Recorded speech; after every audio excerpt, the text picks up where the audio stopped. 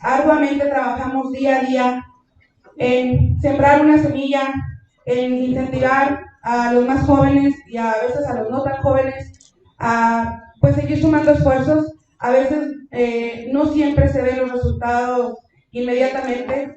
Creo que esta es una de las características de la educación ambiental, que los resultados no son inmediatos.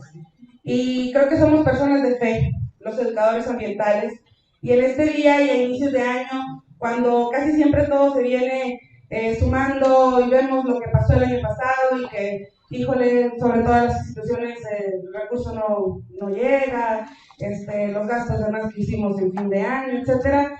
Creo que son buenas fechas para remembrar lo bueno que sí hemos hecho y las cosas que hemos sumado a esta causa. Quiero agradecer nuevamente a los docentes, a las autoridades y a los estudiantes que están aquí acompañándonos nuevamente en este foro. Hoy en día, en el Día Mundial de la Educación Ambiental, en este segundo congreso sobre sostenibilidad universitaria, organizado por la Coordinación de la Agenda Ambiental Universitaria de la Universidad Autónoma de Coahuila, se lleva a cabo un foro que desde el ámbito de cada uno de nuestros expertos se presentan las diversas formas en las que nosotros, los seres humanos, habitantes de este planeta, podemos tomar acción en beneficio del medio ambiente a través de la educación ambiental. Como referencia, hay 3 vértices desde los cuales se considera el trabajo en esta área. Existe la formal, de manera no formal e informal, mismas que nos plantean la idea de darnos cuenta qué tanto y quizá qué no tanto hemos hecho por y con la educación ambiental. Pero aún más importante, ¿qué más podemos ir sumando a esta causa? La apuesta este año y de muchos años atrás está en nosotros, en los individuos, en la sociedad, en los universitarios. Invertir en las personas, priorizar la educación. Seamos replicadores de ideas, de motivos, de fundamentos, pero sobre todo de acciones, de buenas acciones. Demos la bienvenida a nuestros foristas. Los voy a presentar en orden de participación. Está con nosotros por parte de la Asociación Amigos de la Sierra, el licenciado David Valladares Sánchez, director de Amigos de la Sierra.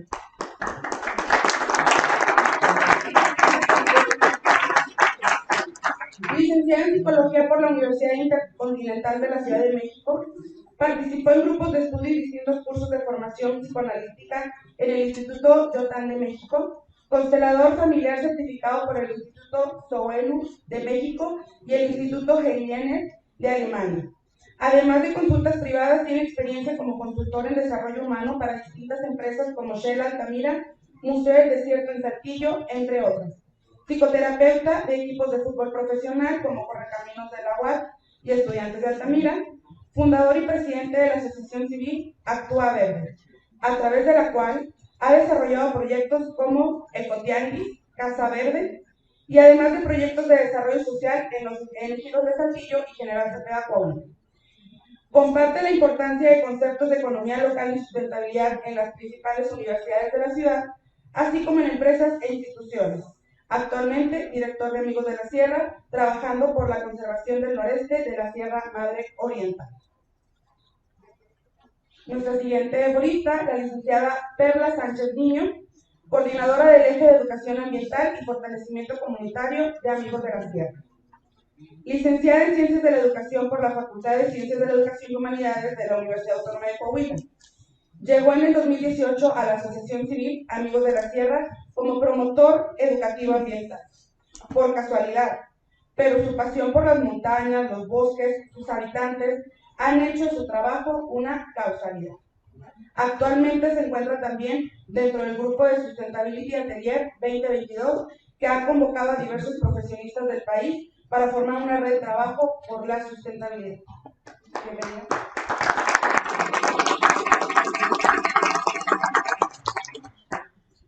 Por parte de museos, creo que lo voy a dejar así en general, ¿verdad?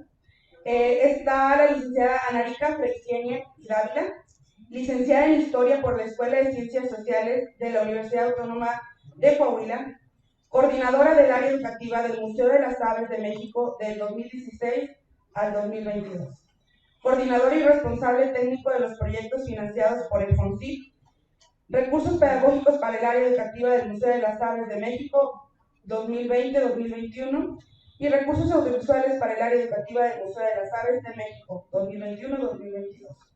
Durante su gestión, se promovieron los valores de cuidado ambiental, compañerismo y trabajo en equipo entre los 10 voluntarios del museo, así como la implementación de eventos y actividades en pro de la comunidad, para difundir información relevante sobre las aves y el cuidado de la naturaleza, acercando la cultura a los diferentes estratos sociales.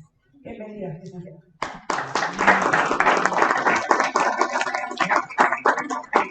Y por último, obviamente no menos importante, y como el área formal de este foro, nos acompaña el doctor Carlos Ramírez Martínez, de la Universidad Autónoma de Nuevo León. Es biólogo egresado de la Universidad Autónoma Metropolitana, con doctorado en ciencias en la acentuación con el manejo de vida silvestre y desarrollo sustentable por la Universidad Autónoma de Nuevo León. Ha colaborado como investigador y docente en distintas instituciones de educación superior e investigación como la Universidad Autónoma Metropolitana y la Universidad Nacional Autónoma de México. Actualmente es profesor titular de tiempo completo de la Facultad de Medicina Veterinaria y Zootecnia de la Universidad Autónoma de Nuevo León, y desde el 2010 ocupa el cargo de director de desarrollo de proyectos de la Secretaría de Sustentabilidad de la Universidad Autónoma de Nuevo León. Cuenta con más de 35 años en la realización de estudios sobre el aprovechamiento integral de los recursos naturales y el desarrollo. Ha participado en la elaboración y publicación de más de 20 libros y más de 50 artículos científicos y ha brindado más de 100 conferencias a nivel nacional e internacional sobre los temas en los que trabaja. Actualmente es miembro del Sistema Nacional de Investigadores, del Consejo Nacional de Ciencia y Tecnología y cuenta con perfil deseable del Programa para el Desarrollo Profesional Docente. Bienvenido.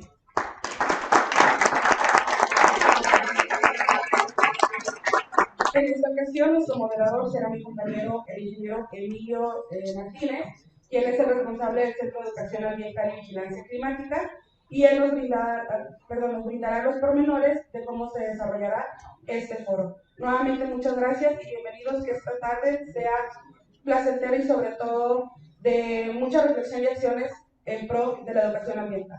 Bienvenidos.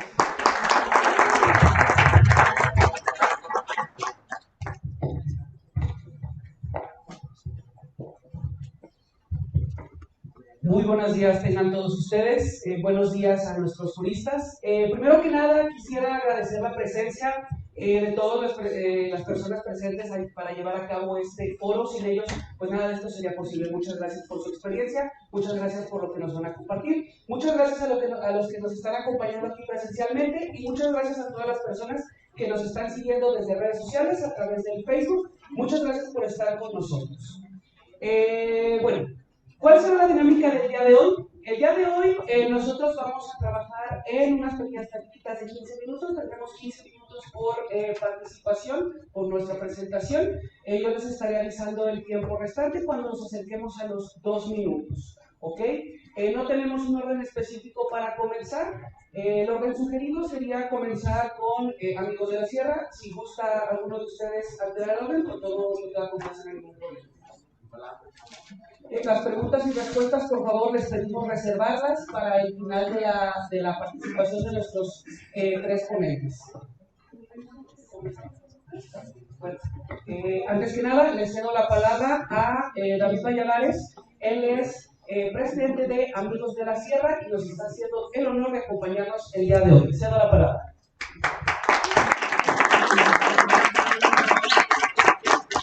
Muchas gracias por la invitación, maestro de la Sierra. Siempre un placer estar por acá. Soy el director de Amigos de la Sierra, todavía no presidente. Muy bien, muchas gracias. Quisiera empezar la participación del día de hoy, antes de platicar de lo que Amigos de la Sierra hace y cómo participa en este marco de la educación ambiental, con una pequeña reflexión. Ya cuando veíamos la ponencia del doctor Alejandro Dávila, nos queda muy clara la urgencia de actuar, la magnitud del problema que estamos enfrentando, y bueno, nos compartió datos muy objetivos, difíciles de digerir, quizás difíciles de entender cómo desde nuestra trinchera podemos actuar para este tema. Y durante la ponencia se asomó el tema del tiempo y el tiempo como algo urgente, ¿no? Y creo que así es como vivimos el tiempo hoy en día, y la invitación y la reflexión es un poco a justamente tratar de entender el tiempo desde la magnitud de lo natural. Ya decía el doctor que los resultados que nosotros podamos generar van a tener un impacto desfasado. Entonces, nosotros estamos acostumbrados a vivir el tiempo desde esta urgencia, y lo que implica esta urgencia en la que vivimos es que la capacidad de obtener satisfactores también perdurables es muy poca. Hoy en día, todo lo que nosotros también consumimos en relación al tiempo es inmediato. Vemos para pasar el tiempo el TikTok, que son entregas minúsculas y que desaparece la satisfacción de manera inmediata, y de pronto eso nos aleja de ciclos naturales. Cuando nosotros invitamos de pronto a alguna empresa o alguna gente que participa dentro de los proyectos de Amigos de la Sierra, la gente no da crédito que nosotros estamos trabajando para recuperar un bosque que quizás tenga resultado dentro de 60 años, ¿no? Entonces, bueno, ¿por qué están ustedes haciendo eso si ni siquiera lo van a ver? Y creo que justamente cuando nosotros podemos como seres humanos pausar el tiempo, y estar más en contemplación, estos satisfactores son de mayor impacto y son perdurables. Y creo que ese es el ser humano que requerimos también para abordar esta urgencia, ¿no? Necesitamos actuar con prisa, pero también necesitamos entender el tiempo desde esta reflexión, ¿no? Desde esta capacidad de generar la contemplación y la satisfacción. No podemos cuidar algo que no disfrutamos, y hoy en día nosotros estamos todos los días en la sierra. Vemos que la gente de pronto toma un racer y va del punto A a punto B con la música a todo volumen, la chela como acompañante del trayecto, y jamás se detiene a la escucha o a la contemplación, que me parece fundamental para poder realmente preservar los ecosistemas, ¿no? Entonces, bueno, quería compartir esa pequeña reflexión y platicarles un poco qué es Amigos de la Sierra y qué estamos haciendo nosotros en este marco.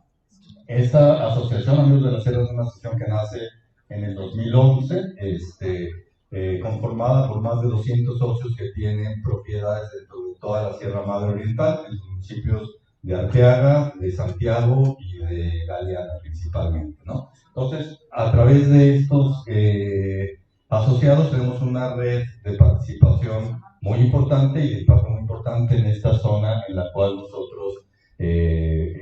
trabajamos. Nuestra misión pues es la preservación del patrimonio natural de esta zona, y lo hacemos a través de 3 ejes fundamentales. Nuestros ejes de trabajo históricamente son el tema de la prevención y combate a incendios forestales, que es la principal amenaza que nosotros tenemos en la serranía y que genera degradación de una manera muy importante, y que estos 2 últimos años pues, no ha sido la excepción, ¿no? Hemos perdido una cantidad importante de ecosistema boscoso, y como ya bien lo sabemos, pues de este ecosistema boscoso derivan servicios ecosistémicos muy importantes. En esta zona se transforma y se capta justamente el CO2 para transformar en oxígeno, y también el recurso hídrico. Nuevo León, Monterrey, fue la segunda ciudad del mundo que llegó a la hora cero y que finalmente se quedó sin agua en un momento, y depende mucho estos ecosistemas para estos servicios, ¿no? Tenemos que entender que la vida, como la conocemos ahorita, se sostiene de los servicios ecosistémicos del bosque. Hay quien supone que quizás la tecnología pueda sustituir al medio ambiente como sostenedor de la vida. Yo soy escéptico, creo que tendría un costo muy elevado del humano pensar esa apuesta. Saltarse los otros 2 ejes, pero el otro eje es el tema de restauración integral. Hacemos todo un trabajo para poder restaurar las zonas degradadas en la Sierra Madre. Y finalmente, el que nos convoca el día de hoy acá es el tema de educación ambiental y fortalecimiento comunitario, que está a cargo de mi compañera Perla Sánchez, y que les va a platicar el antes. Tenemos un antes y un después de este eje, y es lo que vamos a platicar. Entonces, les doy la palabra a Perla para que nos ilustres. Bueno, yo la verdad no voy a parar porque eso de trabajar en la sierra, lo que me ha dejado es que soy niño. No voy a parar porque si no voy a decir todo lo que quiero decir. Bueno, nosotros iniciamos con el eje de educación ambiental en el 2018. De hecho, yo entro, Amigos de la Sierra, con este programa de educación. Y este programa es traído, Amigos de la Sierra, en una alianza que tuvimos con el Grupo Ecológico Sierra Gorda. Ellos tienen más de 30 años trabajando la educación ambiental, tienen todo un proyecto a lo largo de la Sierra Gorda en Querétaro.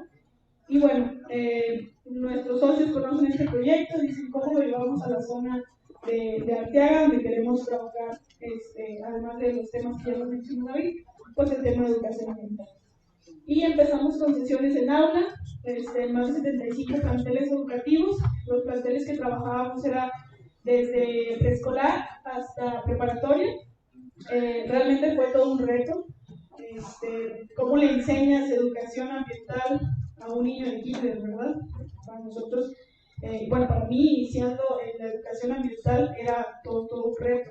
Y también te das cuenta que la zona rural, y no solamente en la zona rural, pero en esa zona que estuvimos trabajando, enseñar educación ambiental en la escuela, si no lo llevas a la casa, pues se queda en cero, porque tú le dices al niño una cosa y llega a su casa y ve otra. ¿Sí? En condiciones de la zona rural, por ejemplo, le dices, no, la basura no se quema, y llega a su casa y lo primero que ve es que la basura se quema porque no pasa un camión recolector. Entonces, bueno, tuvimos sesiones de aula, como les digo, y manejábamos 4 temas cada año desde el 2018, temas como panorama ecológico, servicios ecosistémicos del bosque, manejo de residuos, y teníamos por ahí material didáctico que llevábamos hasta las comunidades rurales. Eran más de 47 comunidades rurales en las que trabajábamos. También tuvimos colección de PET. Como les digo, en la sierra es todo un problema la situación de residuos, los servicios no pasan, y bueno, por ahí también estuvimos trabajando ese programa. Ya después el último gobierno de Arteaga y decidimos pues no estar duplicando esfuerzos. También tuvimos reuniones con los padres de familia. Les comento que todo esto era parte, como les digo, de esta alianza con Sierra Gorda. Ellos llevan a cabo estos programas, entonces era como una réplica de lo que se estaba trabajando allá. Allá tienen algo que se llama Fiestas de la Tierra. Aquí lo quisimos adaptar a Fiestas de la Sierra, que son cierres de este ciclo escolar, donde podemos tener actividades culturales y un cierre de todos los temas que se dieron en el año. Estas fiestas de la sierra eran por zonas. Ahí reuníamos a las escuelas, ya sea que se juntara secundaria, primaria, preparatoria, y hacíamos estos eventos culturales en los que se invitaba también a los padres de familia. Como ahorita decía David, realmente la educación ambiental es algo que se lleva mucho tiempo. Tienes que ganarte la confianza de las comunidades, tienes que no desesperarte, porque muchas veces no puedes llegar y decir, ya no vamos a cuidar el agua, y que al día siguiente todo el mundo esté cuidando el agua. Entonces tienes que estar como con paciencia y generar este vínculo, que muchas veces estos eventos de fortalecimiento tanto comunitario, que entre ellos mismos se conozcan, se respalden, como con las autoridades, y en este caso con nosotros como asociación. Y bueno, eso era lo que estábamos trabajando en estas comunidades en la sierra. Desgraciadamente en el 2021 llega la pandemia COVID, entonces las escuelas obviamente cerraron las puertas para trabajar en línea, y pues Amigos de la Sierra se queda pensando qué va a hacer, ¿verdad? Porque no teníamos un segundo plan para trabajar en estas comunidades. Decidimos hacer una serie de videos que estuvimos enviando vía WhatsApp con educación igual ambiental por medio de los maestros, y después de estar trabajando de esta manera, justo ya cuando estábamos viendo la opción de cómo regresar a nivel comunidad, ya no tanto en las escuelas, porque todavía se quedan con ciertas restricciones, pero pues a trabajar a nivel comunidad, llega el incendio de marzo del 2021, y bueno, no solamente en el 2021 hubo incendios pues de gran magnitud, también en el 2022, y pues se registraron más de 240 incendios en la zona de Coahuila y Nuevo León. Esto cambió totalmente nuestra forma de trabajar. Pues desastre ecológico que hubo tuvo que reducir nuestro polígono de acción o focalizarlo de manera más específica en la Sierra de Lirios, Santiago. Y bueno, pues para platicarles qué estamos haciendo ahora, le voy a regresar la palabra al licenciado David. Bueno, yo lo voy a copiar a Perla, estar parado aquí con ustedes. Yo les platico, yo entré como director el 1 de marzo del 21 y el 15 de marzo fue este gran incendio que inicia en la Pinalosa y llega hasta Nuevo León, hasta la zona de Laguna de Sánchez. Cuando yo conozco el programa educativo y me platica Perla lo que estaban haciendo, estaba también Samantha Caramillo en ese momento con nosotros, me decían que eran 2 maestras, una camioneta, 74 escuelas en 500,000 de hectáreas dentro de la sierra. Entonces, para mí la ecuación no resultaba, me parecía que el esfuerzo no estaba generando el impacto que teníamos. Y fue la primera semana que nos pusimos a platicar eso, luego llega el tema del incendio. Y el tema del incendio nos propone trabajar de una manera distinta. Y lo que hacemos es generar un proyecto de trabajo que se llama Restauración Integral del Ecosistema y las comunidades que lo habitan. Entendemos que sin la participación de las comunidades, el cuidado del medio ambiente no se puede dar, ¿no? Necesitamos, como dice Perla, que estas comunidades adopten la filosofía de Amigos de la Sierra para poder generar realmente un impacto.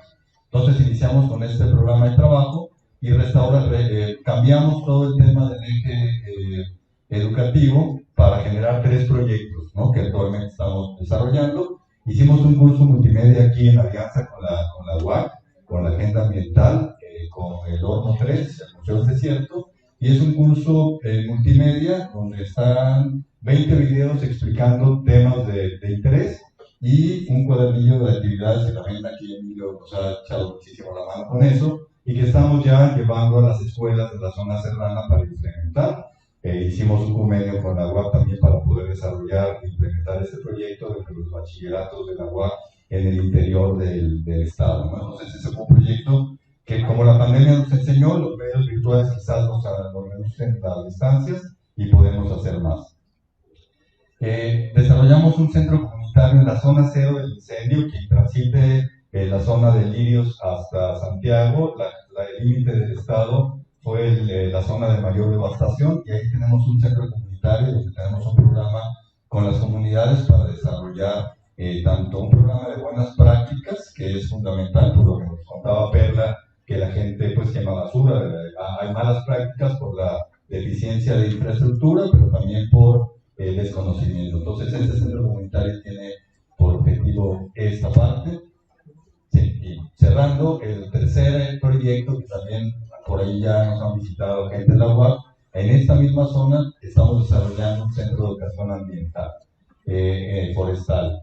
En este espacio estamos recibiendo 3 tipos de poblaciones. El año pasado tuvimos un programa piloto con las escuelas de la zona, donde desarrollamos un programa que se llama Mi Escuela en el Bosque y tratamos los temas directamente ahí. Y ahí podemos, cuando están todos invitados ahí se puede observar cómo el incendio acabó con todo, pero cuáles son los procesos restaurativos y otra serie de información bien interesante que Perla maneja ahí. Estamos ya iniciando también visitas de escuelas de las zonas urbanas, tanto de Saltillo como de Monterrey, porque es muy importante educar a los usuarios de la sierra que van en forma de turismo, educarlos desde antes, por eso estamos trabajando con ellos y con empresas que también ya han empezado a visitar el centro de educación ambiental, la MOSA. Ya tenemos una agenda de empresas que están haciendo esta visita, ¿no? Entonces ese es el aporte que nosotros estamos haciendo, entendiendo que el factor humano es el factor de mayor riesgo en la violación de los ecosistemas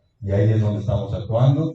Y bueno, Perla, como decía en su presentación, es una persona con una vocación muy linda. La verdad es muy padre ver el trabajo que va haciendo ahí. Como dato adicional, antes de tirar de flores a mi compañera, el año pasado recibimos más de 680 voluntarios en todas las acciones que Amigos de la Sierra hace, algunas dentro del espacio del Centro de Educación Ambiental y otras en los programas de restauración del ecosistema que día a día hacemos. Entonces nos encantará. La UAC estuvo presente en muchos de esos 680, una buena parte es aquí de la UAC. La verdad también la maestra Graciela ha sido una gran aliada para nosotros. Entonces, pues es básicamente lo que estamos haciendo. Espero que podamos compartir ahorita un poquito más con todos. Muchas gracias. Muchas gracias por su participación y reafirmemos ese aplauso, por favor, para David Valladares y Perla Sánchez, que nos acompañan el día de hoy. Para continuamos con el orden. Le cedemos la palabra a la licenciada Anarica Freixenet Dávila con el rubro de museos. ¿Sí? Le cedo la palabra y un aplauso, por favor.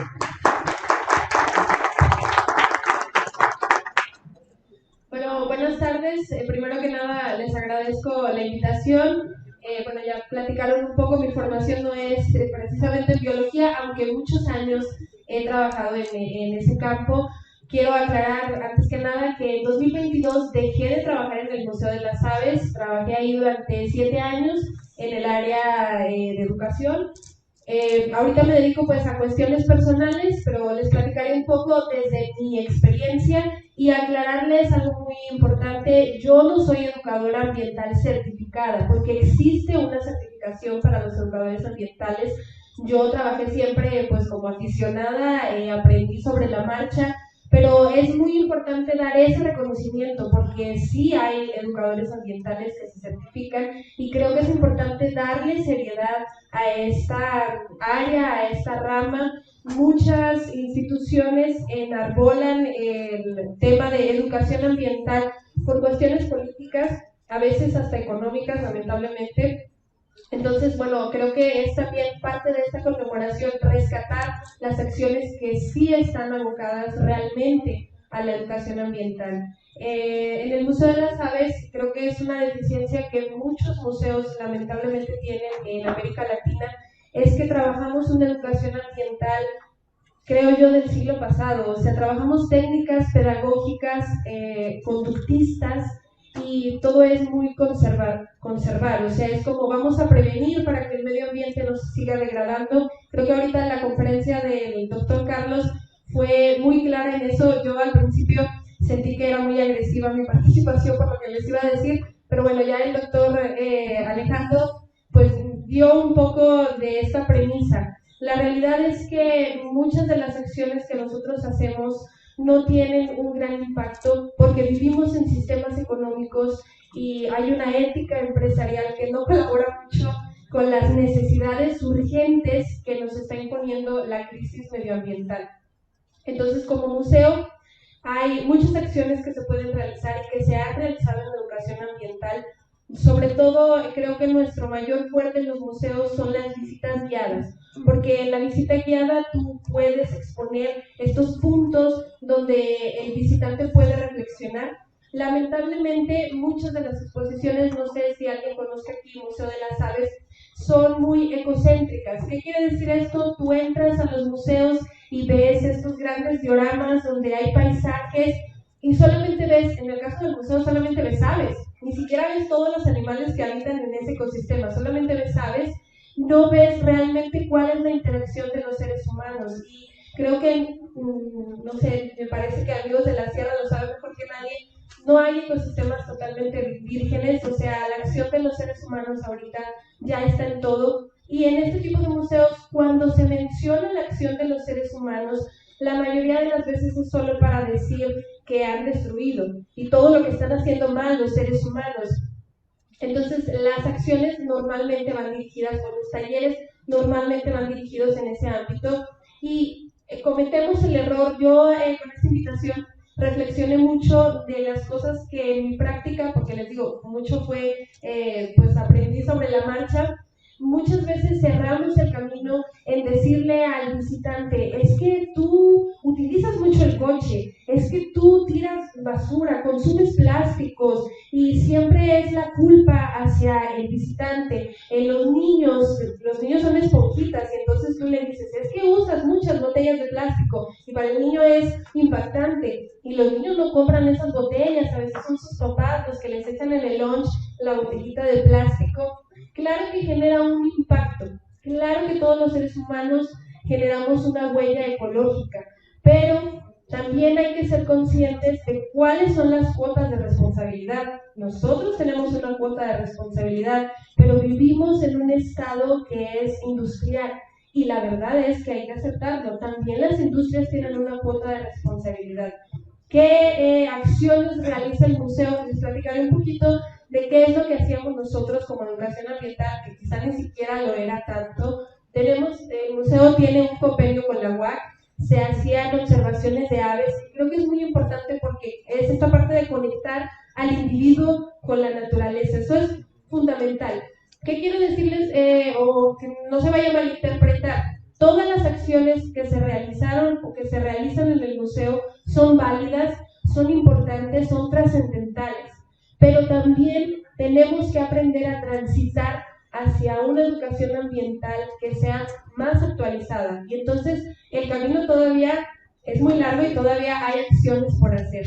Las visitas orientadas son otra parte de la educación ambiental muy importante, como les decía. Hay algunos talleres educativos. El museo manejó durante algún tiempo talleres relacionados con la reutilización de recursos, no precisamente el reciclaje, pero sí decir, tú tienes una botella, bueno, vamos a ver cómo puedes reutilizar esta botella. También un tiempo hubo proyectos donde se acercó a zonas rurales para enseñarle a los niños a crear jardines polinizadores y a observar la naturaleza, a conocer el entorno donde viven para poderlo cuidar. Hay una serie de maletas didácticas o materiales viajeros que se usan en muchos museos.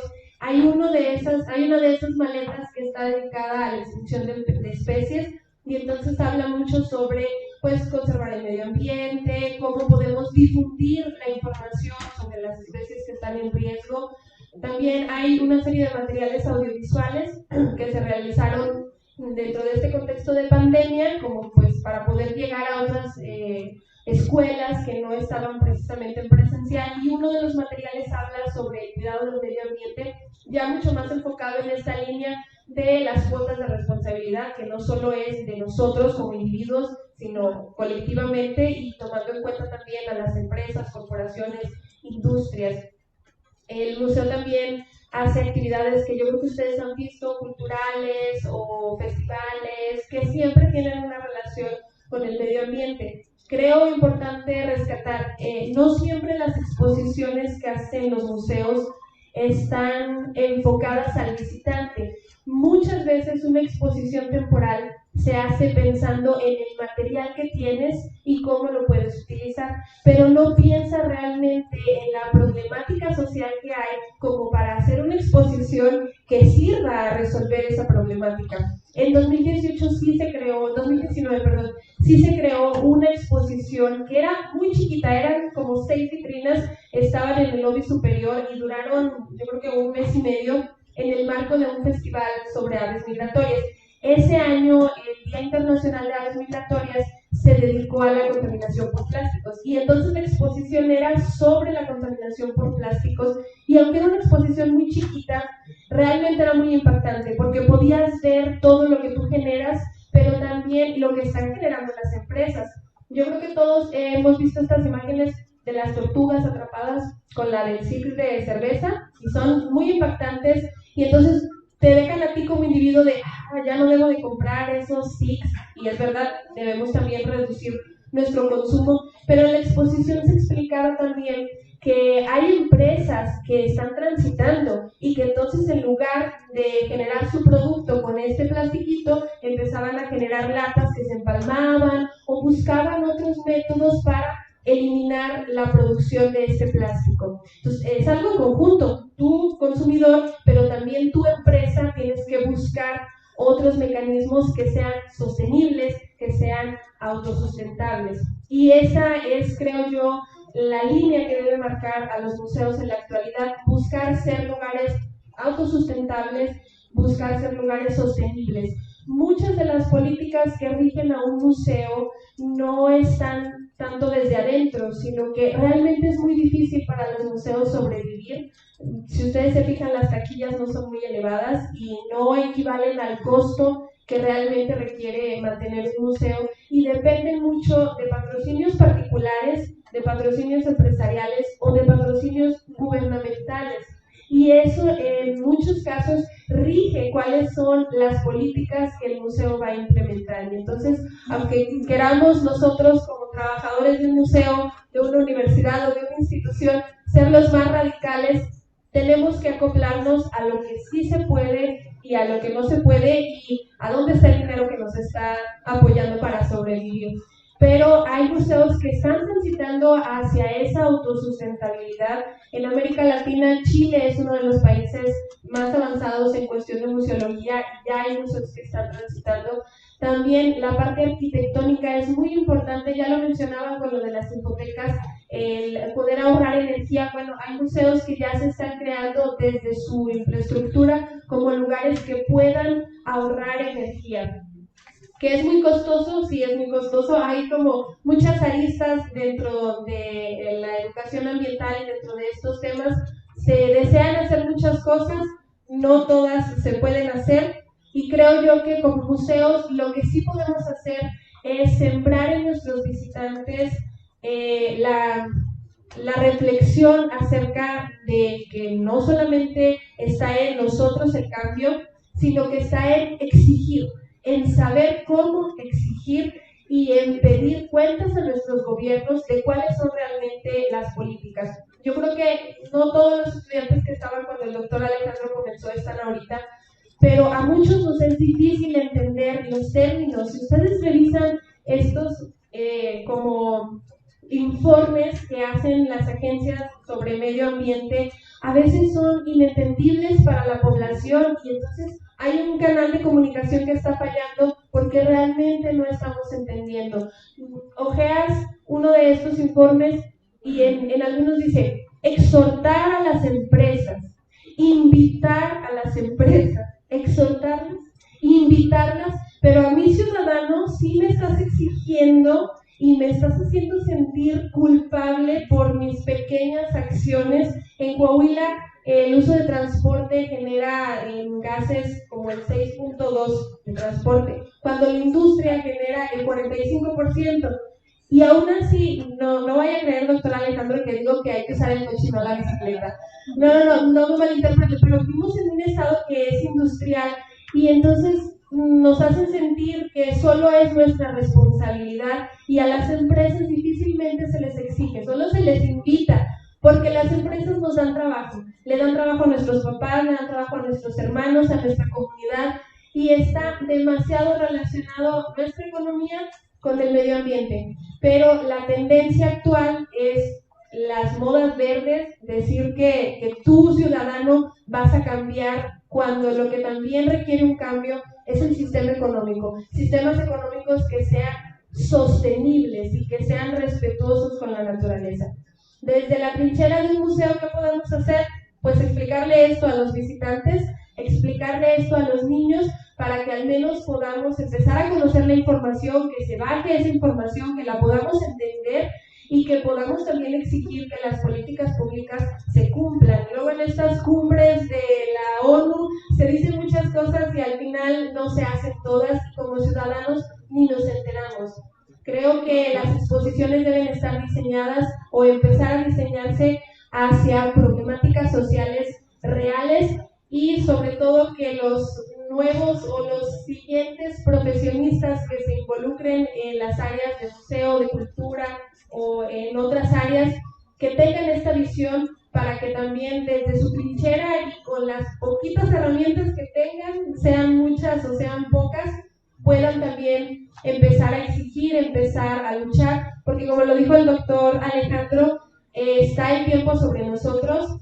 Hay un, pues así como, no sabría cómo llamarlo, pero hay estudios que marcan el 2035 como el punto de no retorno. ¿Qué quiere decir eso? Que hay ciertos problemas medioambientales que si no se frenan para 2035 van a ser como estas filitas que haces con las fichas de dominó y entonces tumpas una ficha y todas se van cayendo. O sea, un problema medioambiental va a llevar a otro y a otro y a otro y a otro hasta que la vida en la Tierra cambie completamente a como la conocemos actualmente. 2035 está a 12 años.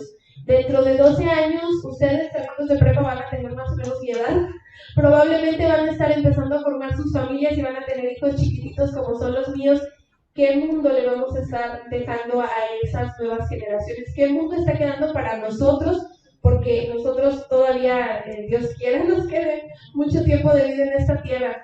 Pero la verdad es que el tiempo sí está ya sobre nosotros y la educación ambiental, creo, debe dejar de ser una moda, porque mucho tiempo lo ha sido lamentablemente, y convertirse más bien ya en un método de supervivencia. O sea, este tipo de conmemoraciones sirven para eso, para darle la seriedad que requiere a un problema que nos está abarcando a todos y que la verdad nos va a llevar a todos. Eso de que se van a ir a vivir a Marte, pues nosotros clase media yo creo que no vamos a poder irnos a vivir a Marte, entonces nos urge rescatar este planeta.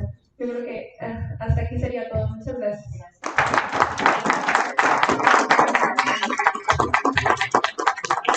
Muchas gracias por su participación, licenciada Anarica Freixner Dávila. Les recordamos a todos nuestros asistentes, la sesión de preguntas y respuestas será al final. Y les recordamos que también en estos momentos ya se está llevando a cabo 2 mesas simultáneas de nuestras mesas de trabajo dentro de este segundo Congreso de Educación Ambiental, Sostenibilidad Universitaria.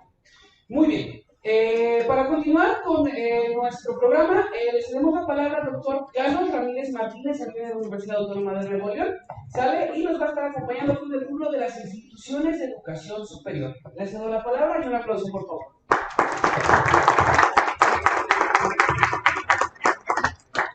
Yo soy de la escuela. Bueno, buenas tardes. Muy agradecido de la invitación, Gabriela. Y además, tener la oportunidad de ver al doctor Ávila, a buenos amigos. Siempre es muy grato.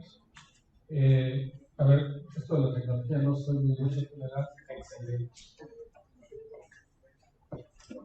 ¿Se han hecho alguna pregunta de cuándo fuimos sustentables algún día los seres humanos? O si realmente lo hemos sido alguna vez. Bueno, vamos adelante. Sí, la siguiente. Hace 4 millones de años se calcula que nacieron los primeros homínidos, surgieron en la Tierra, nuestros antecesores, de acuerdo a la teoría de la evolución. ¿Sí? Y durante 3.990.000 años, sí lo fuimos sustentables. Es decir, nuestra especie durante muchísimos años fue sustentable. ¿Sí? ¿Cuándo cambió esto? Hace apenas 10.000 años, hace muy poquito. ¿Sí? Hace un segundo en la historia de la vida, la siguiente. Durante esos 4 millones de años, el hombre, bueno, la especie, perdón, es que es mujeres y hombres, ¿sí? Fuimos desarrollando capacidades cognitivas mayores, ¿sí? Especialmente asociado a nuestro consumo de proteína. Quizás los regalos no están muy de acuerdo con ello, pero así nos lo dice la ciencia. De tal manera que a los 10.000 años, donde empieza a cambiar, es donde tenemos la mayor capacidad cognitiva que hemos podido desarrollar. Es decir, es cuando llega el momento cumbre de tener mayores capacidades de intelecto. La siguiente. ¿Pero qué sucede en ese momento? Curiosamente le llamamos a este proceso civilizatorio, es decir, fundamos lo que hoy sabemos, el estilo de vida que hoy tenemos, ¿sí? Que es primordialmente comunidad. Fundamos lo que son primero las aldeas, después las ciudades y después pues las grandes sociedades que hoy conocemos. La siguiente. A partir de ese momento cambió nuestra relación con el medio ambiente, porque en la medida que estos centros urbanos crecían, la necesidad de poderlos abastecer de necesidades que tenían sus habitantes fue mayor. Pero no en todo el mundo fue igual, ¿eh? Fueron diferenciadas las formas de las estrategias de manejo de recursos. No sé si se acuerdan de las películas que hablan del medievo. ¿Sí? En el año 1000 después de Cristo había guerras intestinas entre los estados europeos por la posesión de la tierra. ¿Por qué? Porque ya era una limitante la tierra. Porque ya había poca tierra para producir lo suficiente para los ciudadanos que en ese momento vivían. Entonces ya había conflictos desde aquel entonces por el uso y aprovechamiento de los recursos naturales. En el caso de los mesoamericanos no había tal, porque la estrategia de apropiación fue distinta. Es decir, mientras unos estaban con una visión más desarrollista y acumulativa, los otros tenían una estrategia menos agresiva con el medio ambiente y sufrieron menos. Ahí están las condiciones. Cuando viajan a Europa se dan cuenta de que están alteradísimos los ecosistemas, ¿no? Lo que ellos llaman bosques en realidad son plantaciones. Y nosotros todavía conservamos en Mesoamérica grandes porciones de masa forestal, si no en estado virgen, como lo llaman, ¿sí? En un estado de conservación excelente. La siguiente. En el Renacimiento, 500 años apenas después, las cosas se ponían peor. A ver, niños, ven para acá, dejen de ver sus aparatitos, ¿no? Los nacos de la clase. Fíjense, ya en el año 500 años después, había pobreza. ¿En la naturaleza hay pobreza, niños? ¿Sí o no? ¿Sí hay pobreza en la naturaleza? Ah, entonces hay conejos ricos y conejos pobres. Por supuesto que no, la pobreza no existe. ¿Sí? Y nosotros la creamos hace muchísimos años. ¿Qué es esto que vemos ahí? Un bodegón. ¿Sabes lo que es un bodegón? ¿Sí? ¿Lo estás viendo? ¿Qué es un bodegón? Un bodegón es el símil de lo que hoy son estos donde la gente guarda su ropa, los closets enormes, los vestidores. ¿Sí? ¿Por qué los ricos le tomaban pinturas a sus bodegones? Porque eso los hacía distintos. Le decían a la sociedad, mira lo que yo tengo, patos, gallinas, acumulo. Y eso me hace mejor que ustedes. ¿Qué es lo que hacen las influencers ahora? Se toman una selfie en su vestidor con miles de zapatos, miles de bolsas, ¿sí? Y lo presentan como un triunfo, ¿de acuerdo? Esa acumulación de valores es la que ha dado al traste. La siguiente. Las condiciones estaban mal, pero se pusieron peor con la revolución industrial. El doctor nos lo dijo. El surgimiento de la mecanización de la producción empezó a producir mucho más bien ese capital, aumentó el consumo, pero aumentó el efecto sobre el ambiente, los gases de efecto invernadero. La siguiente. ¿Cuál es el modelo actual de nuestro desarrollo? Ese. El consumo, un consumo exacerbado. Cuando vamos a un baby shower, bueno, a mí no, ya no me invitan, pero cuando íbamos a los baby shower, ¿qué le vas a regalar al niño?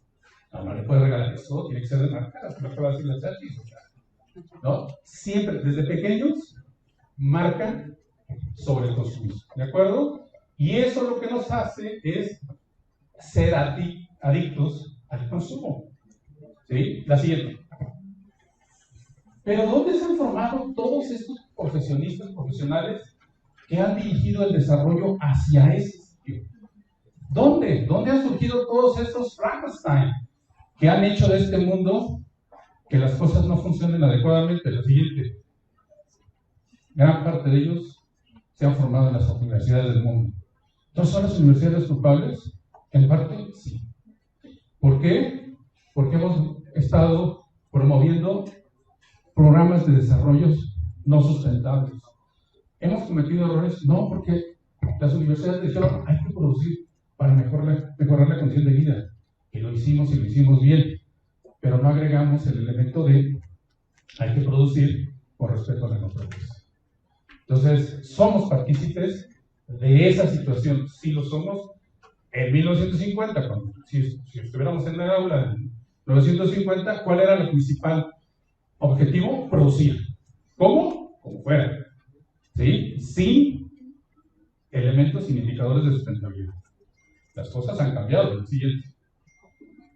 Muchas veces todavía, y yo creo que aquí 2 o 3 niños que yo veo ahí pegados del celular, vienen a la universidad en busca de mejorar su condición de vida y piensan en ingreso.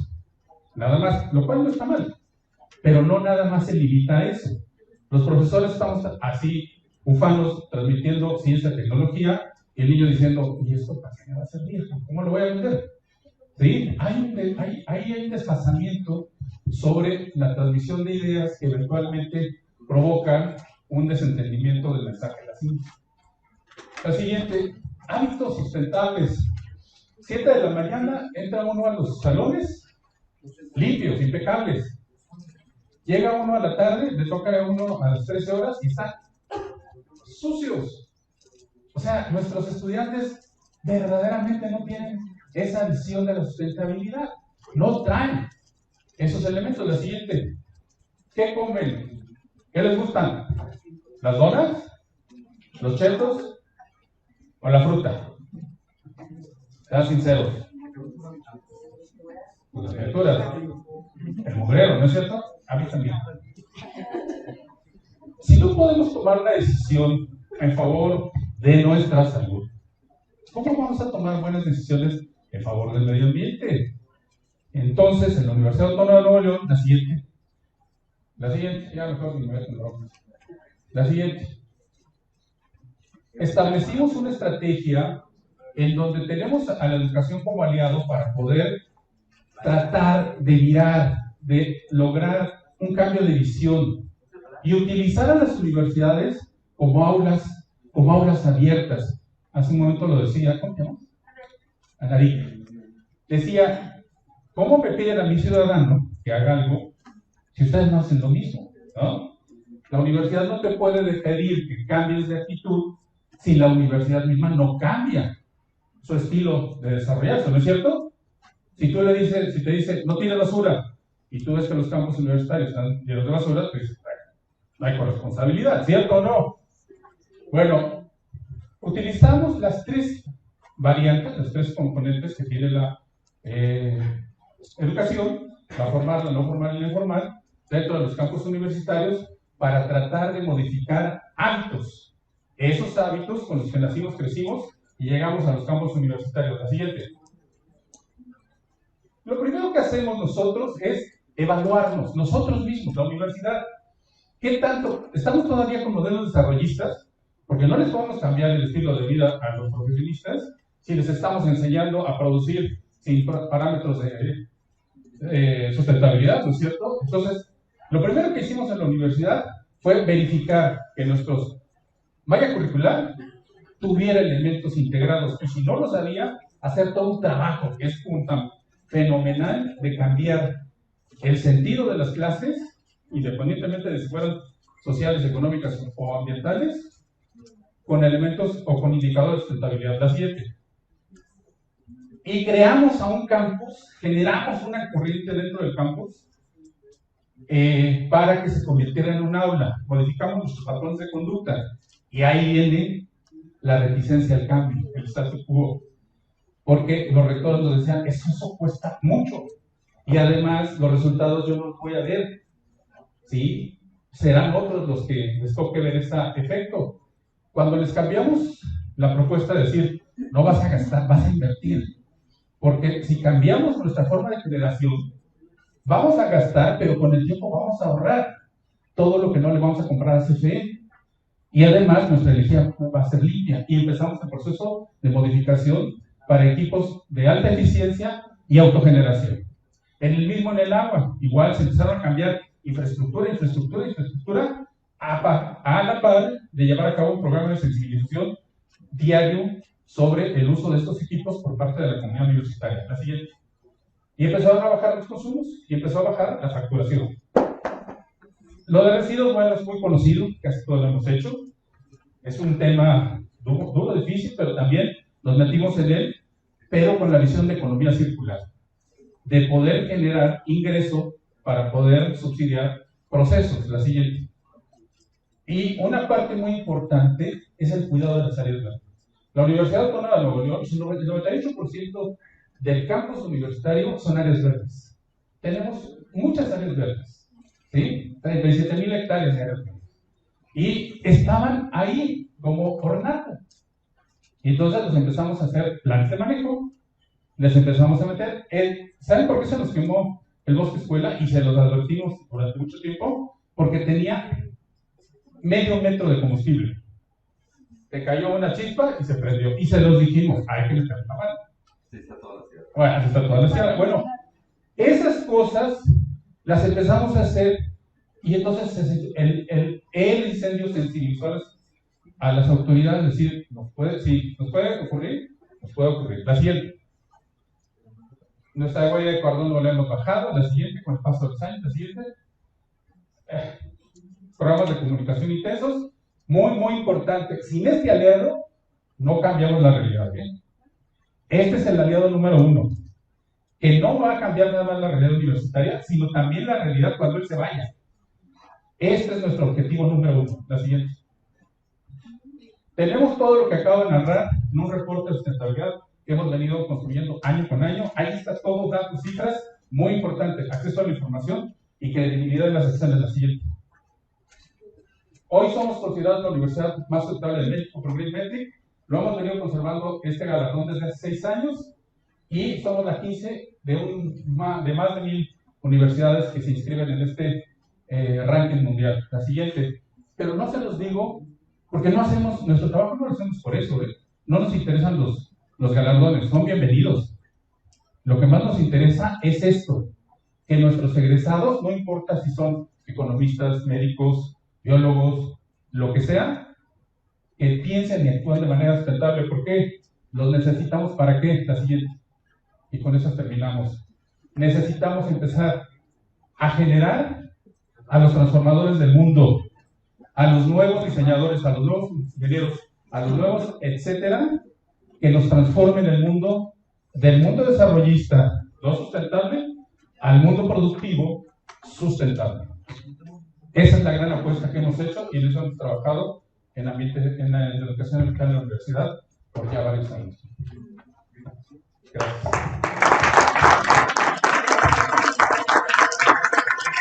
Muchísimas gracias por su participación, don Juan Carlos.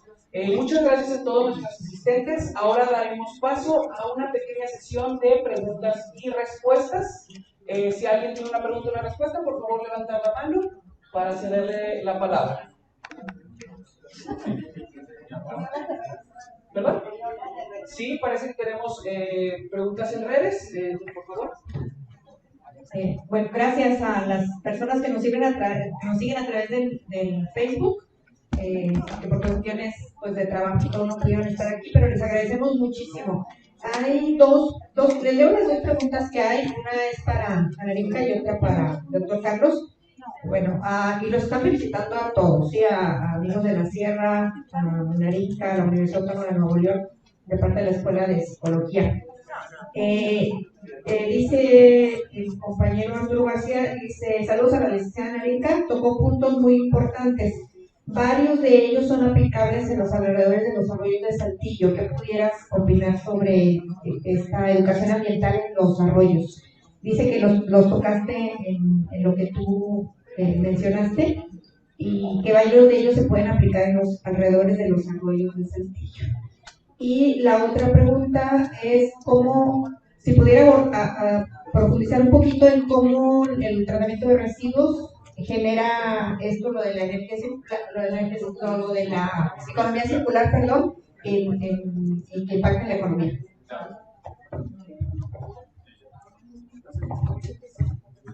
Bueno, no sé qué punto haya sido exactamente el que fue en relación a los arroyos. Creo que se relaciona un poco con lo que comentó el doctor Alejandro, de cómo están creadas las ciudades. Aquí en Saltillo históricamente había muchas fuentes acuíferas y muchos arroyos que yo creo que todavía gente, mayor de 60, 70 años, todavía los conocieron de forma más natural. Ahorita, para mi generación y las siguientes generaciones, yo creo ni siquiera saben que existieron. Todos esos arroyos, o muchos, fueron tapados y ahorita lo que sí conocemos de estas generaciones son los problemas que causa cuando tapan esos arroyos. Mi cuñado, por ejemplo, vive en Jardines Coloniales y tiene un problema cada que llueve de inundaciones. Y además, por el cambio climático, aquí en la zona semidesértica de Coahuila, las lluvias son muy escasas y luego cuando hay lluvias son torrenciales. El suelo no alcanza a absorber tanta agua y todo se nos inunda. Los sistemas pluviales, estos de drenaje, están también en pésimas condiciones. ¿Qué es lo que conocemos? Pues que hay inundaciones por todas partes.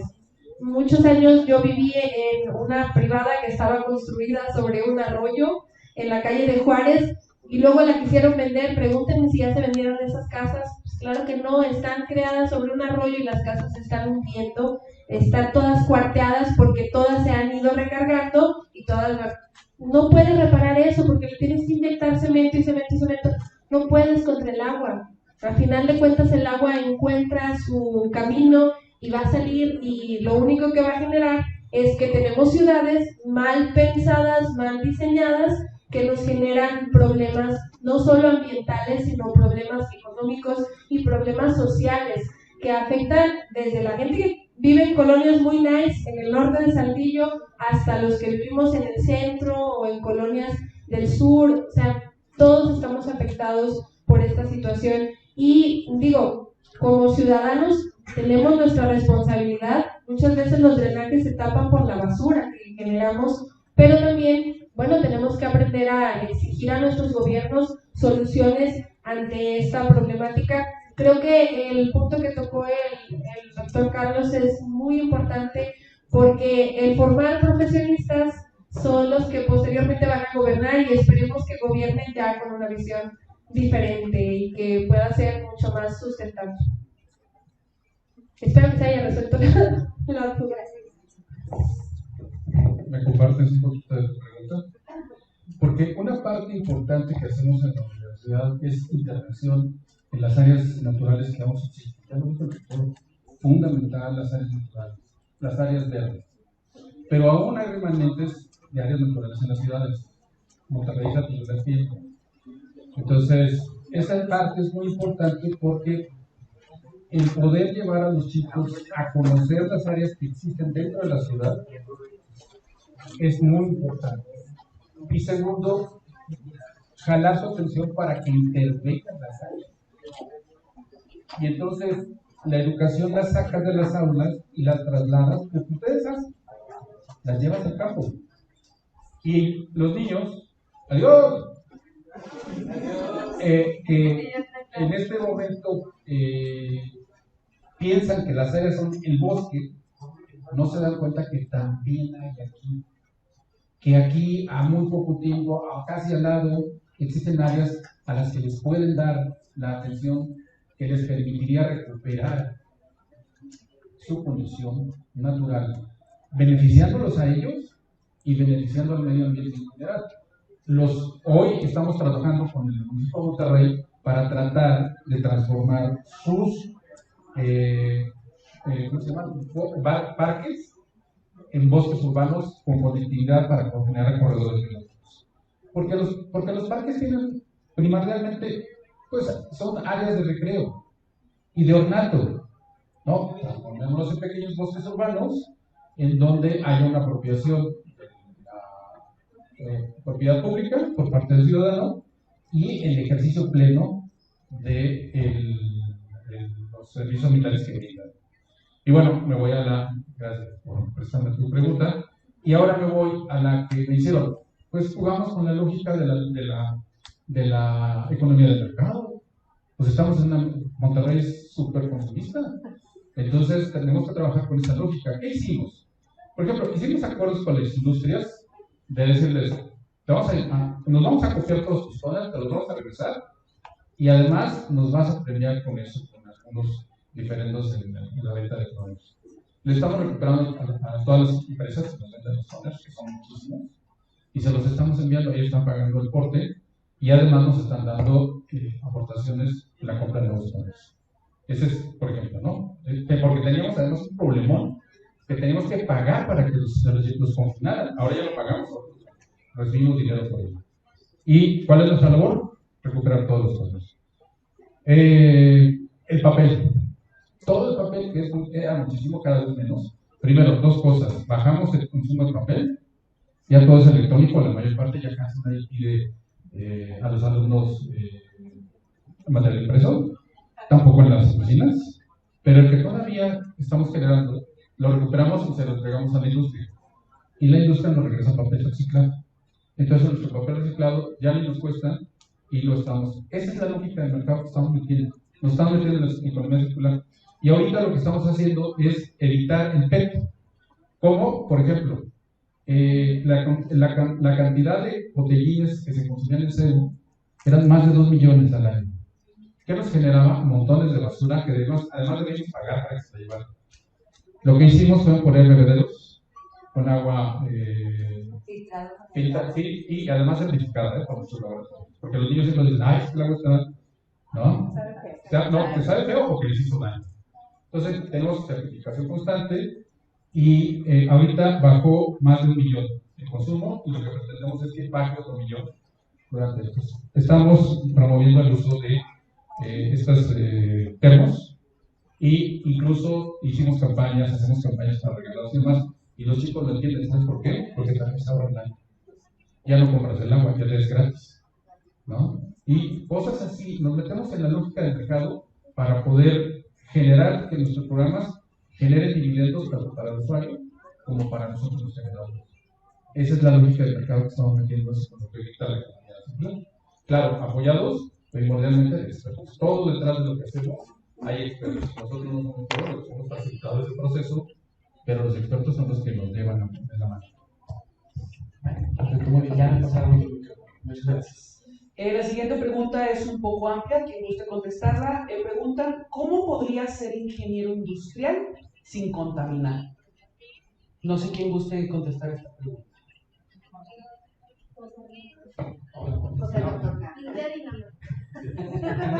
No, yo creo que, digo, con todo respeto para los lógicos, tienen ahí un pasado, acuérdense de los viejillos.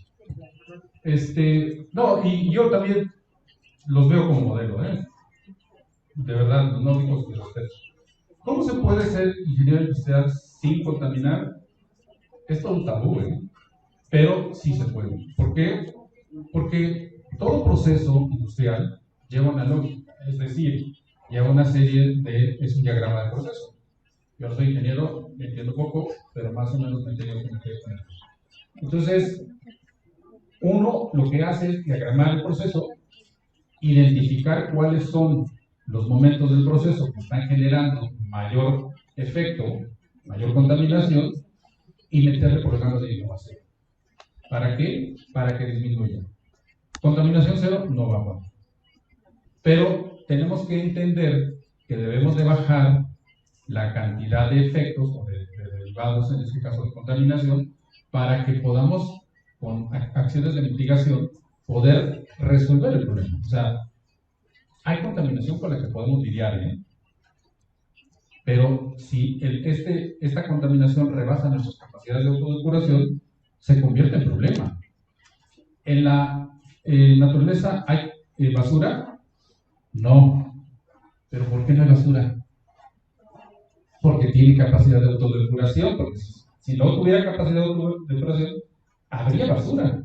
Entonces, los procesos no tienen que ser 100% limpios, sino no rebasar el umbral de capacidad de autodepuración que nos permita no generar, no acumular los impactos. Ese es lo que yo tendría como recomendación. Aunque sí nos puso un tabú ahí. Alguna vez por parte del museo nos invitaron a General Motors a una feria medioambiental que hacen en General Motors. Que no puedo decir si era algo superficial o no, pero tienen un departamento dedicado a medio ambiente. Entonces, si el departamento no está funcionando adecuadamente, pero al menos existe y las regulaciones internacionales están pidiendo que existan en las empresas estos departamentos, pues si realmente está interesado en la educación ambiental o en crear un cambio real, pues acercarse a esos departamentos y quizá lo que requieren es una reestructuración. Pero ahí está el presupuesto, porque existe ese departamento, y ahí está el espacio, nada más que a lo mejor no ha habido profesionales que lo sepan encauzar. Pero que yo sepa, la mayoría de las empresas ya como por regulación tienen que tener estos protocolos. Muy bien, muchas gracias. Procedemos a la siguiente pregunta. De igual manera, pregunta abierta. ¿De qué forma influye la corrupción gubernamental en el deterioro del medio ambiente? ¿Quieren otras personas a competencia? Bueno, yo creo que mucho, ¿no? Y no nomás este tema de la corrupción a nivel gobierno, ¿no? Sabemos que los gobiernos finalmente tienen una óptica con un periodo de gobierno y su interés siempre está por encima de todos estos temas que venimos hablando. Pero no más diría yo que el tema de la corrupción en el gobierno, sino también la mirada con que desde el mundo económico observamos los problemas medioambientales. Nosotros nos topamos mucho en el ejercicio de las restauraciones, de todo este green market, donde la empresa dice, yo quiero sembrar porque esa es la cosa que me da popularidad, porque me tomo la selfie cuando siembro y quiero sembrar 10.000 árboles. No me importa si es el tiempo, no me importa si es lo que el ecosistema requiere, ¿no? Si es la especie, etc. Entonces, esa parte es muy complicada para los que trabajamos en temas de medio ambiente, porque estamos sujetos a otro tipo de criterios que nada tienen que ver con el medio ambiente. Cuando tú le dices a una empresa, mira, yo te quiero, la empresa te dice, te quiero donar y quiero sembrar, y tú le propones algún otro tipo de acción que no sea tan popular, entonces el dinero se condiciona, ¿no? Y en tema de corrupción, bueno, pues hay un chorro de variantes de esta corrupción, desde la apropiación de espacios, desde la urbanización de las áreas naturales que están presentes. Entonces, finalmente la corrupción en cualquier orden impacta, ¿no? Lo decía Aristóteles, que en la economía solamente hay dos vicios, que es la acumulación o la carencia, porque la economía tendría que ser un sistema que nos abarque a todos. Entonces, cuando hay esta acumulación, sin una responsabilidad de haber generado la acumulación, porque finalmente a veces sucede, pero tendría que venir con una ética esta acumulación, o la carencia en forma de pobreza, que creo que es el fenómeno más fuerte cuando hablamos de sustentabilidad, no es el tema del medio ambiente, sino la erradicación de la pobreza, el objetivo 1 cuando hablamos de todo este tema, ¿no? Entonces, bueno, yo diría eso.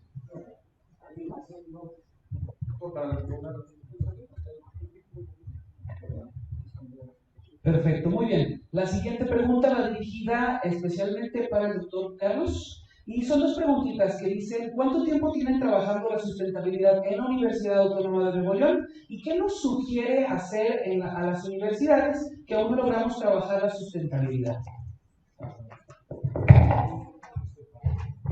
Bueno, el antecedente del trabajo en temas de sustentabilidad, no nada más la Autónoma de Nuevo León, ¿no? En general las universidades se remontan a 92, ¿sí? Con el surgimiento donde se va a conocer el informe Brundtland y el compromiso. Las universidades nos encargaron el pequeño, nos dieron el pequeño objetivo de cambiar la mentalidad de los seres humanos, ¿no?, pensantes, para poder transformar lo que se ha venido fraguando en cientos de años y cambiarlo en algunas decenas de años, ¿no? Entonces, nosotros en la universidad, a partir de los compromisos de Río adquiridos de manera nacional, y particularmente por universidades, empezamos a trabajar en el diseño de unidades de aprendizaje, especialización de maestros y demás, y con el tiempo esto no se quedó, digamos, nada más en acciones básicas, sino fue creciendo, y hacia el año 2000, hace 22 años, 23, se crea un grupo de investigación que con el paso del tiempo propuso a la rectoría en el 2008 la creación de una área dedicada específicamente al tema como un elemento facilitador de procesos.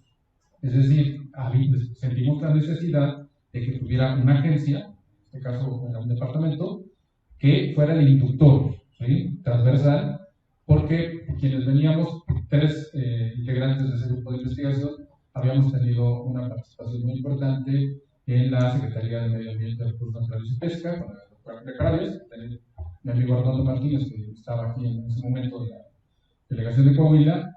Fuimos formados bajo esa visión, que tiene que haber un ente transversal que esté incidiendo en los procesos para poder transformarlos, ¿no? Y el rector nos dijo que, claro que sí, les vamos a crear su departamento, pero la contrapropuesta fue, no queremos un departamento, queremos una secretaría. Entonces, se nos quedó viendo así como, ¿esto es político? ¿O qué es lo que quieren? Y no, dijimos, es que si la agenda del rector no tiene el tema, nadie se mueve. Aquí lo que el señor rector diga, funciona. Entonces necesitamos a la más alta. Y eso fue un parteaguas, porque cuando nace el Departamento de Sustentabilidad, bueno, la Secretaría de Sustentabilidad, ¿qué creen que pasó? Todas las escuelas y facultades, sin que se lo dijera el rector, ¿qué cree que fundaron? Los departamentos de sustentabilidad, así, punto, sin ninguna reforma a nuestro estatuto. Y entonces empezamos a crecer en proyección y empezamos a jalar la visión, la participación. Esto que acaban de hacer los chicos es lo que nos sucedía siempre. Les pedíamos que vinieran para poder jalar su atención y no lo lográbamos. Entonces lo hicimos hasta que los hicimos corresponsables. Tú me vas a ayudar a, ¿quieres el foro? Lo vas a organizar, lo vas a coorganizar. ¿Tú quieres la acción? Te vas a meter a organizarla. Si el foro se queda vacío, es tu responsabilidad, no la mía. Porque ellos dicen, yo fui al foro de la mujer, no mi foro. En la medida en que vas cambiando la correlación, la participación, eso lo hacemos en el semanal, ¿te acuerdas? Cuando nos decía Julia Carabias, métanse a trabajar y pónganse con los industriales, no los inviten, involúquense con ellos, por la que tú decías, ¿no? Asuman su responsabilidad. ¿Quiénes son los primeros generadores de impacto en las universidades? Los alumnos, porque son mayoría, no porque sean por otra cosa, ¿de acuerdo? Entonces, cuando empezamos, ahí fue cómo empezamos, cuando empezamos a meter a los alumnos en todos los procesos de planeación, de ejecución, etc., empezamos a cambiar formas, estilos, y ahora tenemos más de 100 organizaciones estudiantiles vinculadas a temas de sustentabilidad, cuando teníamos 4, y están creciendo, y se han convertido en sheriffs de, no hagas esto, no, a los mismos directores, ¿vale? Les dicen, aquí no tenemos programa, necesitamos un programa tal. Y hoy estamos en una gran iniciativa. Todas las áreas verdes de la universidad se están inventariando y se están haciendo los manuales, los planes de manejo. Y son los alumnos los que están impulsando este programa. Entonces, el trabajo es, nos tenemos que meter, no nada más las áreas responsables, sino primordialmente la comunidad universitaria tiene que asumir la responsabilidad que le corresponde. Si no la asume, estamos fritos. No lo vamos a lograr.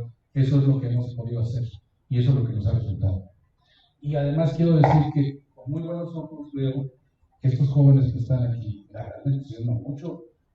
Hace mucho que no veo a mi amigo a la Universidad de Oro, pero con nosotros, yo me veo en ellos, ¿no? ¿Te acuerdas? Cuando éramos jóvenes, hace un chorro de años, y hablábamos con ese impulso, con Jesús ese.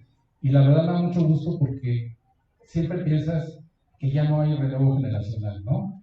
No porque te creas bueno, sino porque ves estos abandonos. Y cuando oigo hablar a ustedes, siento que hay mucho por hacer y que hay gente que lo va a hacer. Perfecto, muchas gracias. La siguiente pregunta para la licenciada Anarita, le voy a preguntar 2 preguntas. Dicen, ¿en Saltillo es posible optar por energía sustentable y cuál es la mejor opción? ¿Y qué es lo que estamos haciendo para cuidar el medio ambiente en Saltillo? Ok, bueno, en Saltillo hay varias campañas desde la SEMA para cuidar el medio ambiente.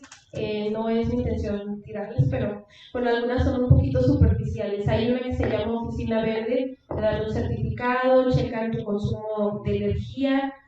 Espero que esto no salga de aquí. El museo tiene ese certificado, por ejemplo, pero iniciamos con la pandemia. Y con la pandemia el consumo de energía se redujo, pero pues no porque quisieras, es que los lugares estaban cerrados, no había visitantes, no se podían usar climas, no se podían usar interactivos electrónicos. Entonces, hay muchos lugares que tienen este certificado de oficina verde que da el gobierno, pero en la práctica realmente a profundidad no están realizando estas acciones cabalmente. Y no lo digo por el museo, o sea, realmente hay muchas instituciones que tienen esa certificación. Está el Recolectrón y están campañas de PET que te dan el producto de limpieza, pero te están diciendo realmente que no utilices el PET, no, o sea, hasta la gente lo acumula a propósito porque ya sabes que te van a dar un producto de limpieza. O sea, las campañas que existen, qué tan profundas o qué tanto están incidiendo en la mentalidad de las personas. Y la mentalidad es algo que no se cambia de un día para otro, que se tarda años, miles de años en modificarse y que no se hace con campañas superficiales. No soy experta, se lo repito, no puedo saber a ciencia cierta qué asociaciones estén trabajando realmente en la educación ambiental a manera más profunda. Creo que sí las hay, y hay un ejemplo claro aquí, pero a veces no son reconocidas al mismo nivel que estas otras campañas que son mucho más superficiales, lamentablemente. Pero de que hay gente haciéndolo, claro que hay gente trabajando por Saltillo, por Coahuila. Ojalá que esta gente pues pudiera ser un poco más escuchada, creo que es lo que hace falta, y este tipo de foros, digo, aunque sea poquita gente la que estamos aquí, aunque los muchachos hayan salido, algo se les pega, aunque sea poquito, y en algún momento creo que a los niños ahorita desde chiquitos en kinder ya hay cuestiones de medio ambiente en los programas y planes de estudio, o sea, desde kinder hasta universidad ves esta temática. A veces es como el inglés que te dan desde el kinder, pero siempre te enseñan lo mismo. Pero ahí está, y entonces los niños ya están creciendo al menos con estas ideas y lo están normalizando un poquito más que otras generaciones, y lo vemos en nuestras familias. O sea, tú le dices a tus abuelitos sobre el cuidado del medio ambiente, oye, ahorita en esta fiesta no vamos a usar desechables, vamos a usar platos de plástico. Ay, no, ¿para qué? No, ¿para qué lavamos? Y todavía no comprenden, porque claro que en su época pues no era lo mismo, no era el mismo problema que tenemos nosotros ahorita, pero bueno, de que se está haciendo algo, estoy segura de que se está haciendo algo, ojalá se sumen más manos. ¿La otra pregunta? Era sobre, ¿es posible optar por energía sustentable y cuál es la mejor opción en Saltillo, en su opinión? Yo creo que sí es posible optar por energía sustentable, tampoco soy experta en eso. Creo que el doctor Alejandro sabe un poquito más de eso. Yo lo que he visto son los paneles solares. No sé si hay algún programa de gobierno que apoye para implementarlos, pero algo muy curioso, en la tiendita de por mi casa, que es un mini súper, de estos que tienen como carnicería y abarrotes y todo, tienen paneles solares. No sé si ellos los pagaron, si tuvieron algún apoyo, pero cuando compras ahí las cocas siempre están frías. ¿Por qué? Pues porque sus refres están prendidos todo el día, porque tienen estos paneles de energía solar y están en medio de la Bellavista, una colonia que no es la más nice de Saltillo, pero ya están generando ellos un cambio, quizá para su beneficio dentro de esta economía circular, porque así ya no pagan luz y pueden tener el refri y sus refres de carne prendidos todo el día y toda la noche, pero pues la tiendita ya está generando un cambio. Entonces, de que se puede, se puede. No sé cuáles sean los mecanismos para acceder a este tipo de servicios. Lo último que yo supe es que era costoso. No sé si a lo mejor el Unisúper gana mucho de sus ventas y por eso pudo poner los paneles solares, o si haya apoyos que se puedan gestionar. Ojalá la transición sea en un futuro a que todos los hogares, comercios, negocios puedan tener al menos este tipo de recursos. Perfecto, muy bien, muchas gracias. Para finalizar, la última pregunta dirigida para Amigos de la Sierra. ¿Por qué es malo quemar la basura y otras malas prácticas de la gente que vive en zona rural? ¿Exactamente en qué afecta? Bueno, quemar la basura genera muchos tóxicos que respiran todas las personas que viven en la sierra, no solamente ellos, también nosotros. Entonces, además de que la basura al aire libre dejamos los residuos que quedan después de quemarla, y con la lluvia genera lexidados que van a nuestro suelo, donde pasa los manzocuilos. Entonces, quemar la basura no es la mejor práctica, además de que puede ocasionar un incendio forestal. Muchos de los incendios forestales que mencionábamos en el 2021 y 2022 fueron generados por esta práctica de quema de basura en zonas rurales. Genera dioxinas, son los principales, la basura. Perfecto. Muy bien, perfecto. Tenemos una última pregunta. ¿De qué lado, por favor? Sí, bueno, primero que nada agradecerles, ¿verdad?, a todos ustedes por toda esta información. Una pregunta abierta de manera global, ¿verdad?, no nada más aquí en Saltillo. Las industrias, esas industrias, bueno, en Saltillo pues la mayoría son automotrices, ¿verdad?, pero sí las industrias. ¿Quién genera más hate? ¿Quién genera más contaminantes? ¿Ese tipo de industrias o la industria ganadera? Y también, ya nada más, un comentario para en cuanto a Oficina Verde, los invito a que mañana nos vean, nos vean en la mesa 2 a las 10 de la mañana. Nuestra escuela, el ICH, estamos participando con Oficina Verde y vamos a mostrar resultados. Nosotros no somos de discursos, somos de acciones. Muy bien. Gracias.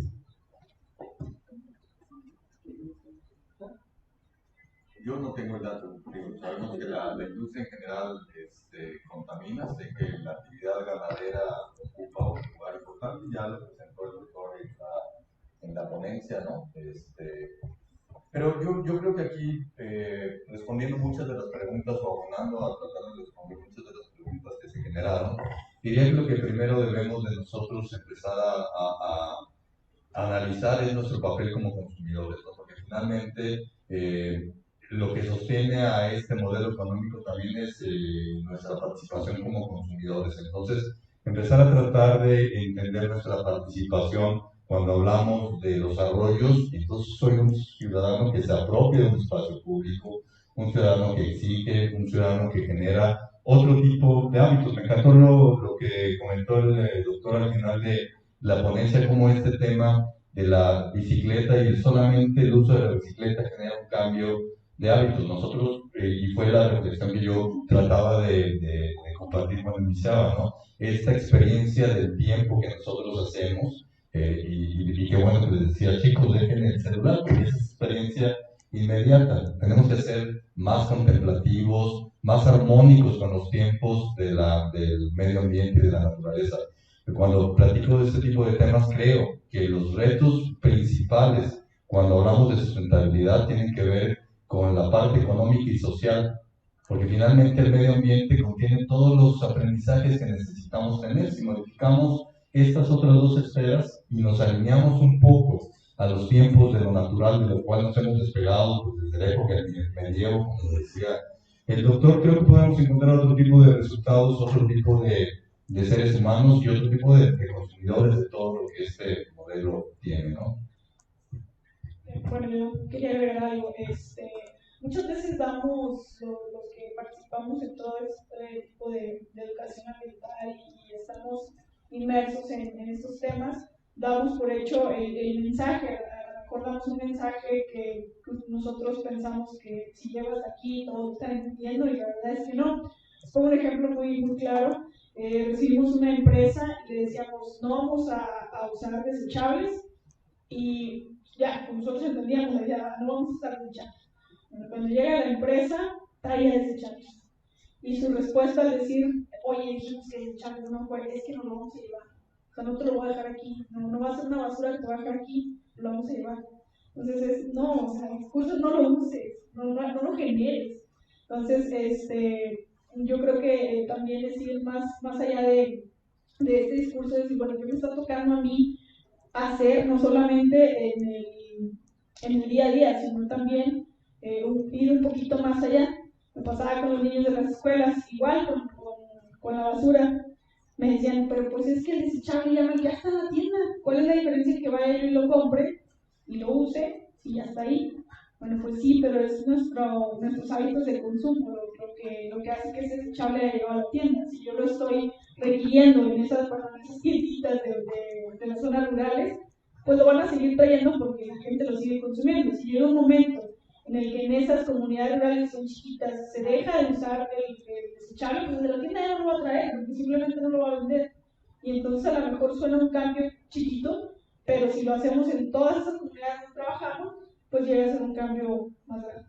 Entonces, bueno, nada más quería compartirles esa reflexión. Pero nada más para sumar a esta práctica que tenemos como amigos de la sierra, es bien interesante que a veces tenemos directores de una empresa que llegaron a hacer una práctica y Perla se encarga de todo este tipo de temas, y ahí ves al director que tiene que comer en un plato de plástico y que además después lo tiene que ir a lavar como cualquiera de todos nosotros, ¿no? Esas pequeñas cosas que vamos haciendo creo que suman mucho, ¿no?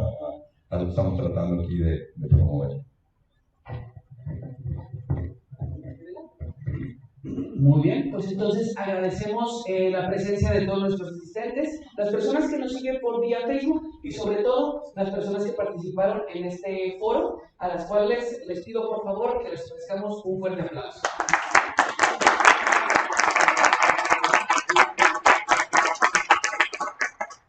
Pues muchas gracias por su participación, por colaborar con la Agenda Ambiental a desarrollar esta parte del Congreso, este foro. Gracias nuevamente a la gente que nos sigue por las redes sociales, por ahí ya nos salvaron con la asistencia. Y bueno, es parte de este proceso, ¿no? De querer a veces hacer las cosas obligatorias y así no funcionan en el tema ambiental definitivamente. Gracias a todos y bueno, tuvimos yo creo que la oportunidad muy clara de ver las diferentes modalidades y formas de hacer educación ambiental con los invitados del día de hoy.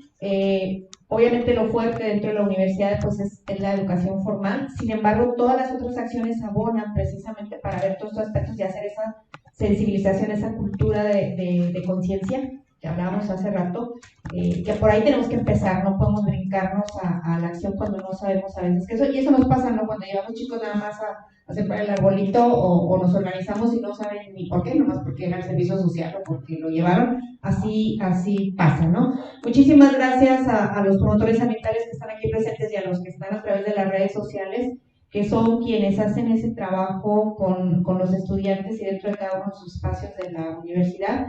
Hemos estado muy cerca de la Universidad Autónoma de Nuevo León, como con las otras dos instancias, y con quienes tenemos convenio también con el Museo de las Aves. Pues bueno, ahí está un ejemplo, ¿no? Como universidad, el que sea, y lo reconozco aquí públicamente, este ranking que nos dice que la Universidad Autónoma de Nuevo León está en primer lugar en sustentabilidad, y ahorita ya nos decían de los años que se tienen. Sí, pues bueno, desde el 92, pero quienes hicimos caso en las universidades fueron muy poquitos. Quienes realmente empezaron esas acciones desde el 92, todavía ayer comentaba una maestra por ahí en la reunión que tuvimos con la Dirección de Educación Superior, que decía cuándo cuándo nos van a indicar qué hacer en las universidades. Pues ya nos dijeron que hace muchísimos años, el que hagamos caso es otra cosa. Entonces les agradezco muchísimo al Centro de Investigación, a Gabriela Padrón, que está aquí por el Centro de Investigación de Química Aplicada. Ella sí defiende los polímeros, bueno, los plásticos, que también son excelentes en muchas cosas, no los de uso inmediato, pero por supuesto que es una área muy interesante. Ella está además en Protección Civil. Muchas gracias por la participación. Muchas gracias a todos, doctor Alejandro, muchísimas gracias también por su interesante conferencia de esa transición. Ayer nos hablaban también de esta transición energética que tenemos que hacer en las universidades. No nos dicen cómo nos van a apoyar, ¿verdad? Pero ya nos dieron la instrucción, ya tendremos que meter en la currícula cambio climático, ya no nada más o en general desarrollo sostenible, sino cambio climático. Y pues bueno, esto nos habla de la urgencia que tenemos que sentir y presionarnos como educadores que somos de las diferentes áreas para poder abonar ya de manera inmediata al cuidado del medio ambiente. A nosotros también nos pasó, una doctora me acaba de decir que esto es moda, que yéndose nuestro rector, pues este tema de la educación ambiental y probablemente va a desaparecer. Así tenemos de todo, como gente que ya ha hecho conciencia, que ya está sensibilizado, que ya tiene la capacitación o la información necesaria, pero bueno, pues tenemos que irnos al último punto que hablamos en la mañana, que es la acción. Gabriela Padrón está por ahí con el grupo de Scout también, donde también trabajamos con los jóvenes precisamente para... Ese es otro grupo de apoyo y esa es otra área de educación ambiental también que se tiene que llevar, y donde también vemos ya muchos cambios, ¿no? De cosas que se hacían y ya ahorita no se deben de hacer. Muchísimas gracias a todos.